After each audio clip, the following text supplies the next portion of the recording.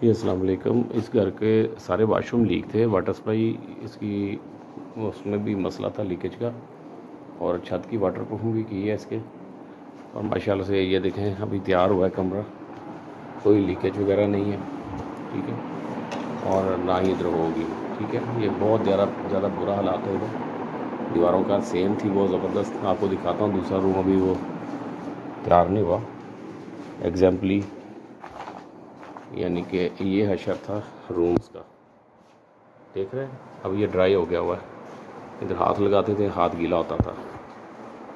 ये देखें, ये सारे वाशरूम वाटर प्रूफ किए हैं हमने, इनकी छत वाटर प्रूफ की है, और इनकी वाटर सप्लाई के अंदर भी हमने वाटर प्रूफिंग की है। ये देखें बिल्कुल नमी नहीं है इधर किसी किस्म की, कोई लीकेज वाला सीन नहीं है।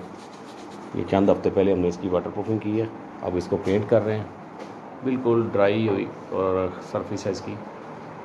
और इसकी हमारी गारंटी है पेंट की भी 2 साल की। 2 साल में कोई दीवार अगर ख़राब होगी हम फ्री करके देंगे पेंट वगैरह, क्योंकि हमारी अपनी फैक्ट्री है और अपना पेंट तैयार करते इसकी हम 2 साल की गारंटी देते हैं।